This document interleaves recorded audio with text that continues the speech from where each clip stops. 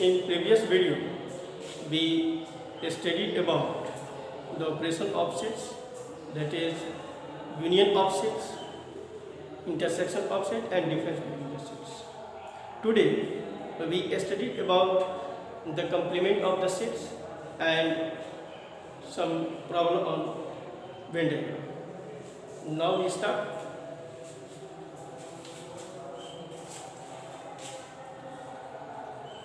Complement of set.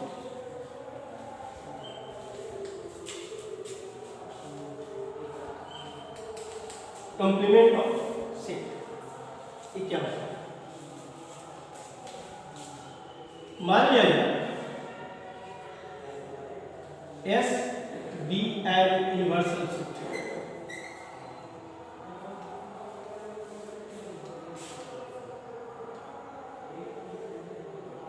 Universal set and AB any set, then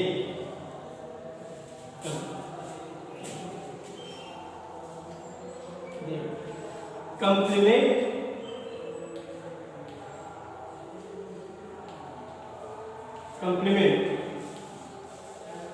of the set A, that is इसको denote करते हैं A dash या A suffix C से, A suffix C से, A dash से या A suffix C से A complement को डिनोट करते हैं।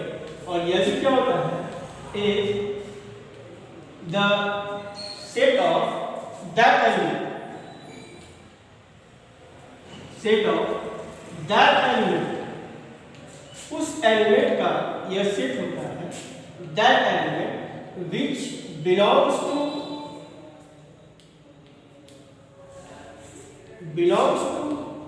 S, यानी कि यूनिवर्सल सेट में तो हो बट नॉट टू ए में नहीं,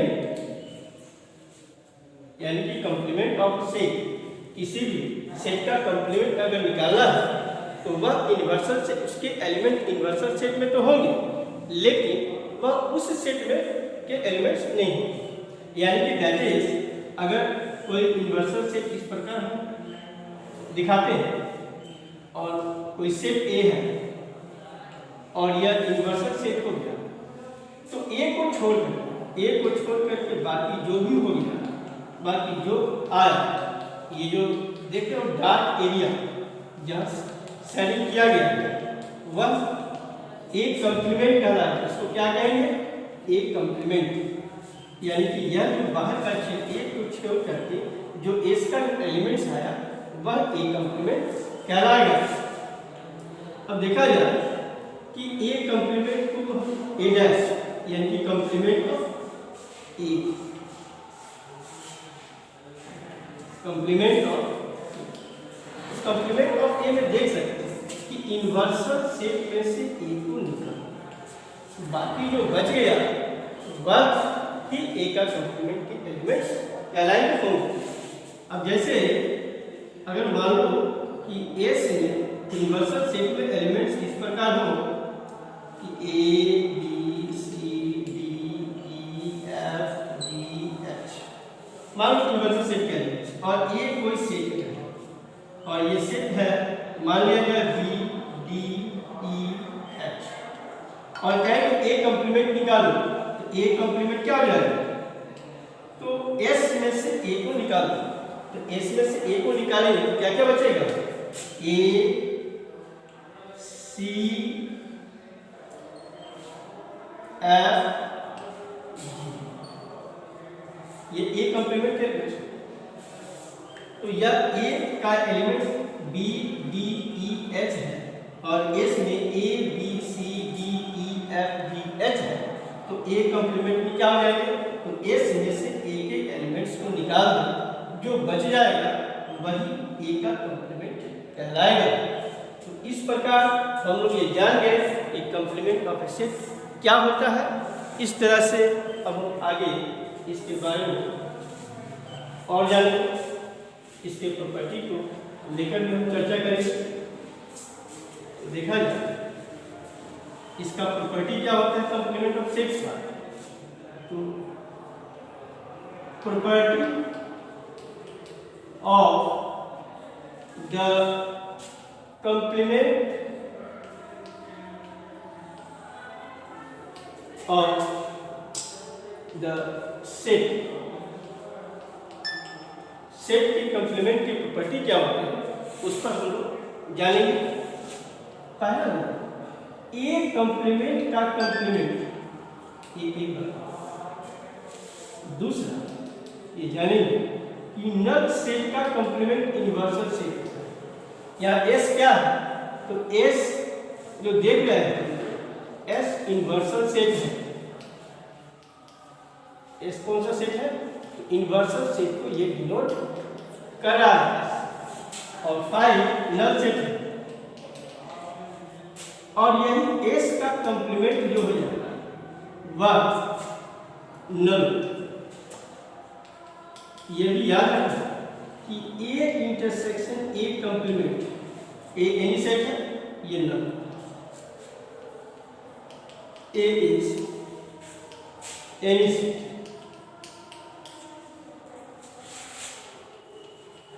ए यूनियन ए कंप्लीमेंट यह एस और ये भी जानो कि A minus B A intersection B complement ये बहुत महत्वपूर्ण थी। There A and B are any set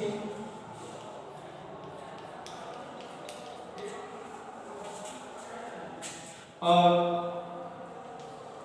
इसको कहते हैं A intersection B complement. A complement union B complement और ए यूनियन बी का complement A complement intersection B complement. देखो दोनों को मिला करके डी मॉर्गन्स लॉ बनाते हैं। डी मॉर्गन्स लॉ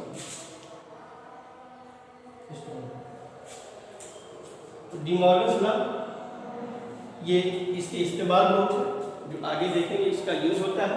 याद रखो कि ए कंप्लीमेंट का कंप्लीमेंट ए के बराबर होता है। फाइव का कंप्लीमेंट यूनिवर्सल सेट होता है। यूनिवर्सल सेट का कंप्लीमेंट नल सेट होता है और कोई भी set A intersection A complement null set होता है। A union A complement universal set के बराबर होता है। A minus B A intersection B complement होता है और ए इंटरसेक्शन बी का complement A complement union B complement और वही ए यूनियन बी का complement A complement intersection B complement. इसकी बहुत जरूरत पड़ती है और इसको जानना चाहिए, इसको याद भी रखना होगा। याद रखोगे तभी तुम इसका प्रयोग कर सकते हो। संप्रूफ तो कुछ का प्रूफ भी हम देखेंगे।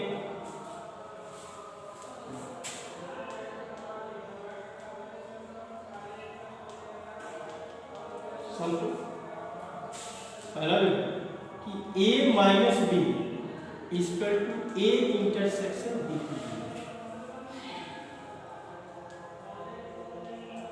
तो सेट में प्रूफ करने के लिए ये बात दिखाना पड़ता है कि अगर मान लो a बराबर बी शो करता है तो इसके लिए हमको दिखाना क्या है कि a is a subset of b और फिर b is a subset of a। तब हम लिख सकते हैं कि a बराबर b। इसी प्रॉपर्टी इसी सिद्धांत का प्रयोग हम यहाँ पे करेंगे। तो a मान लिया लिख x belongs to a minus B. जब बिलोंग्स करेंगे इसका मतलब कि x a का सदस्य तो होगा लेकिन x b का सदस्य नहीं। और जब वह b का नहीं होगा तब तो निश्चित तौर से x belongs to b complement, वह b कंप्लीमेंट का होगा। याद रखोगे कि जो एलिमेंट्स ये भी याद रखो कि अगर x बिलोंग्स टू a तो निश्चित तौर से x belongs to A complement, इसका सदस्य नहीं होगा। और यदि x belongs to A complement तो निश्चित तौर से x does not belongs to पर ए का सदस्य होगा। इस बात को ध्यान रखें, दोनों के अंदर n जुड़ा हुआ, इसका मतलब x belongs to A intersection B complement, तो a x इसका सदस्य होगा, तो a इंटरसेक्शन बी कंप्लीमेंट का सदस्य होगा। तो यहाँ देखो x a माइनस बी का भी है और यहाँ क्या है x a intersection B complement का, तो इसका मतलब a minus B is a subset of a intersection B complement, इसको एक मान लीजिए। फर्दर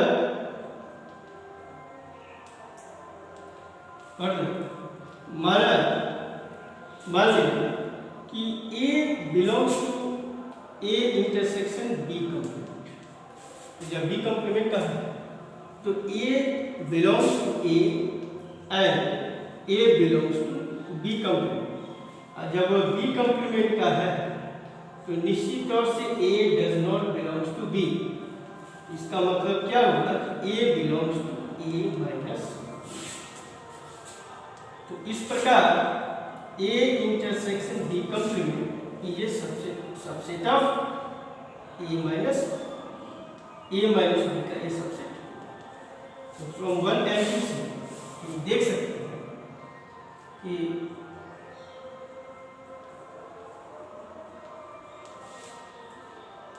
कि ये a intersection b complement is equal to a minus. ये बहुत महत्वपूर्ण थ्योरम है, इसको आप याद रखिएगा, जिसका इस्तेमाल आगे किया जाएगा। और दूसरा डी मॉर्गन थ्योरम, वो भी अपने आप में महत्वपूर्ण है, जिसको याद रखना चाहिए। De Morgan theorem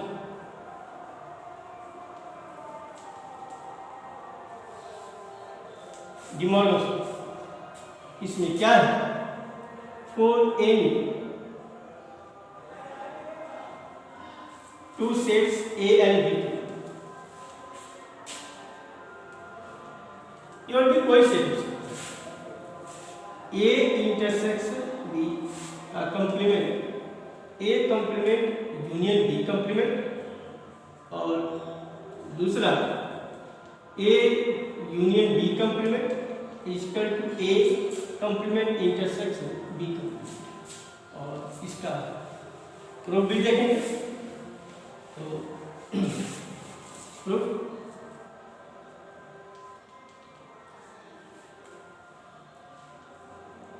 A intersection B complement is equal to B complement. Let मान कि x belongs to a intersection b complement, इसका मतलब x belongs to does not belongs to a intersection b, और इसका मतलब क्या हुआ कि x does not belongs to a और x does not belongs to, क्योंकि नहीं है इक्वेशन इसलिए और का प्रयोग किया गया। तो x belongs to a complement और x बिलोंग्स टू b, अगर वो b का नहीं है तो b कंप्लीमेंट का हो।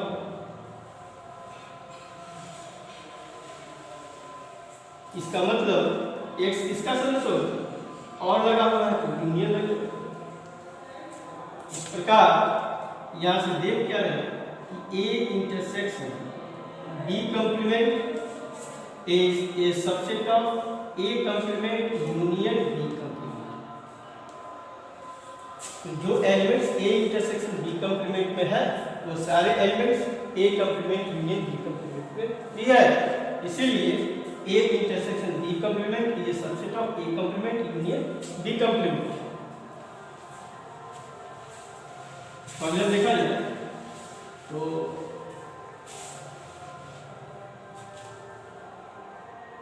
And again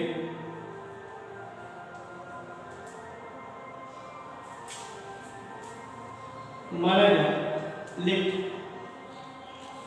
y belongs to a complement union b complement, इसका मतलब यह होगा कि y belongs to A complement और y belongs to B complement.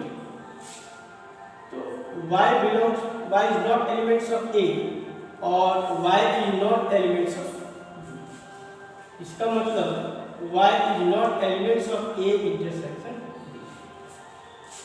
तब तो y किसका सदस्य हो जाएगा? इसकी कंप्लीमेंट। इस प्रकार A complement union B complement is a subset of A intersection B complement. और फ्रॉम 1 and 2 से ये दिखा सकते हैं, फ्रॉम 1 and 2 से क्या देखने को मिल रहा है कि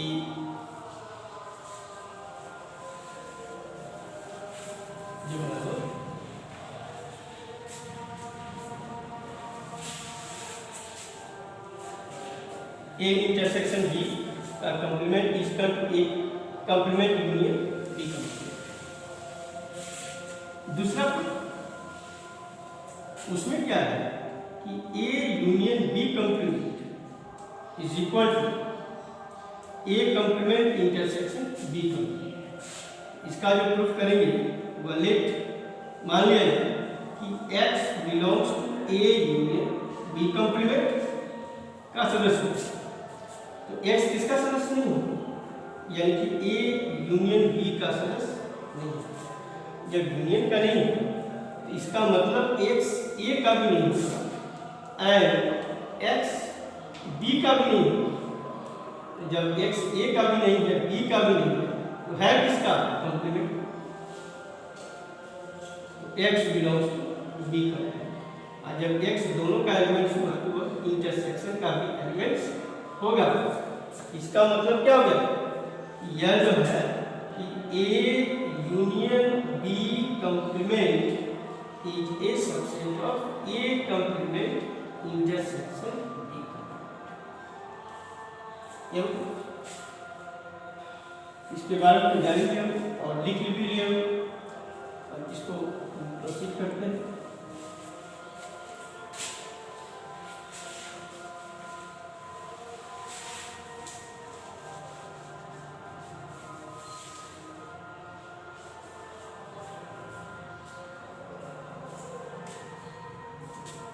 अगेन लिख,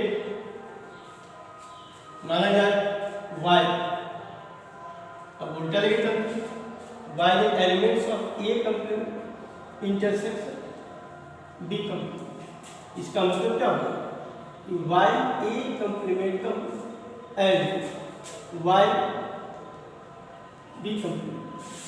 तब तो y is not elements of A and y is not elements of B।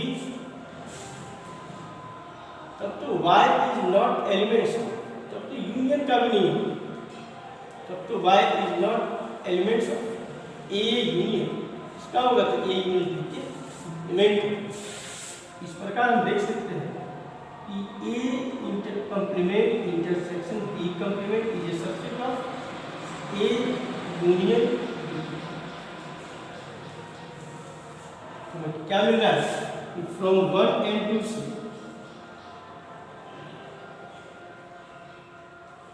From 1 and 2 से हम क्या देखेंगे? A union B complement is equal to A complement intersection B complement. तो इस प्रकार हम इसका प्रूफ कर सकते हैं। तो सेट को प्रूफ करने के लिए याद रखो कि हमको दोनों को एक दूसरे का सबसेट दिखाना पड़ता है और एक दोनों को एक दूसरे का सबसेट अगर दिखा दी तो हम कह सकते हैं कि दोनों बराबर होंगे। इसका तीसरा नंबर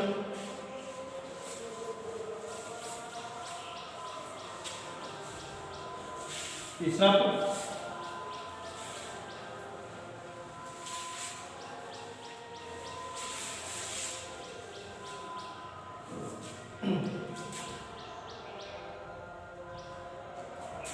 एक होता है A minus B union C।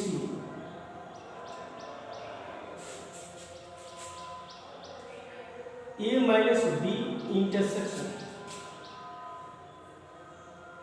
A minus C। A minus B intersection C, A minus B union A minus सी।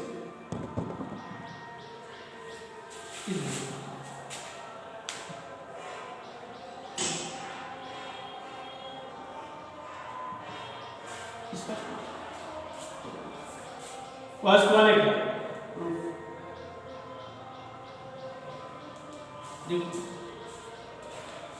जो पिछले हम प्रॉपर्टी को पढ़े उसी का प्रयोग यहाँ पर करें।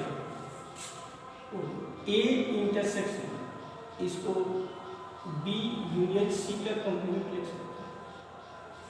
कारण क्या है कि हम पहले में फर्स्ट में A minus B equal to A intersection B complement का प्रॉपर्टी दे रहे हैं, तो इसका प्रयोग यहाँ पे हम कर रहे हैं कि A minus B union C यानी कि A intersection B union C का कॉम्प्लीमेंट। अब डी मॉर्गन्स लॉ के अनुसार यह हो जाएगा B complement intersection C complement. ये डी मॉर्गन्स लॉ कहता है from De Morgan's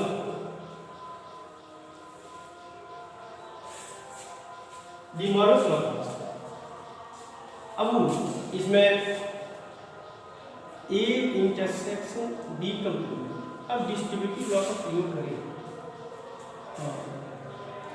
A intersection C complement, इसको लिख सकते हैं A minus B intersection A minus C, और ये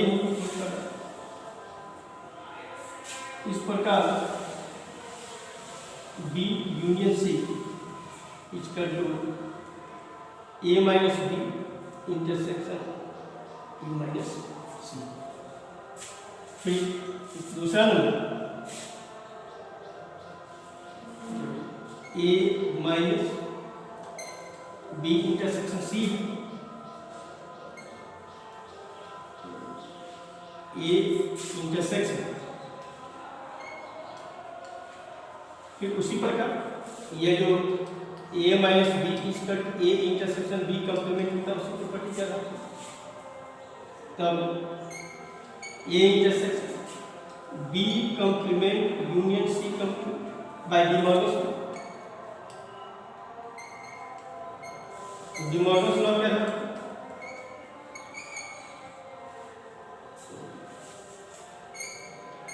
ए intersection B complement union C complement by distributive law. Distributive law क्या था,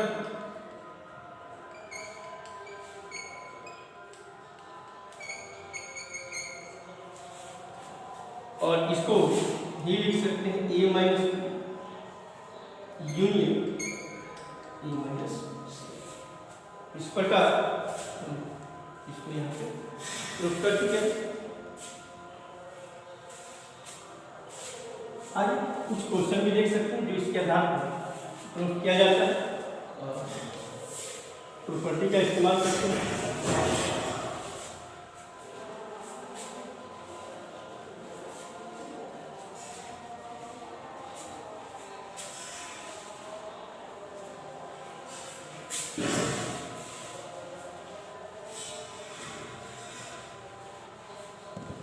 जैसे देखो कि हम लोग प्रॉपर्टी ऑफ यूनियन और इंटरसेक्शन में देखते हैं कि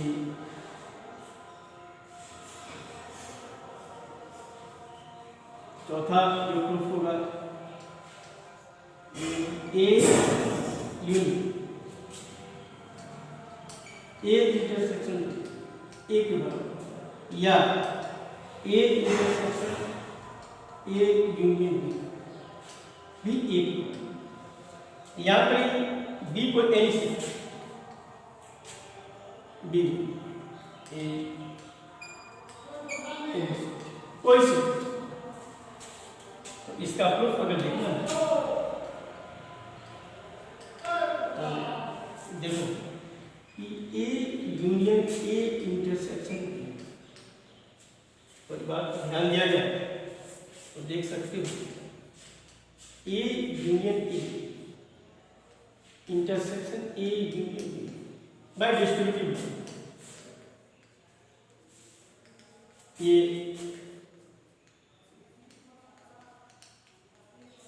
डिस्ट्रीब्यूटिव लॉस। तो ए यूनियन ए के ही बराबर होगा इंटरसेक्शन ए यूनियन।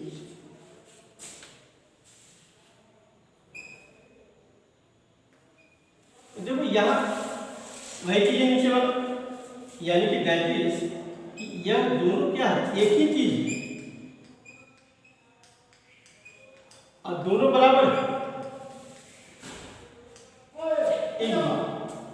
अब ए को यूनियन के ही केस में ए यूनियन नल ए के ही बराबर है।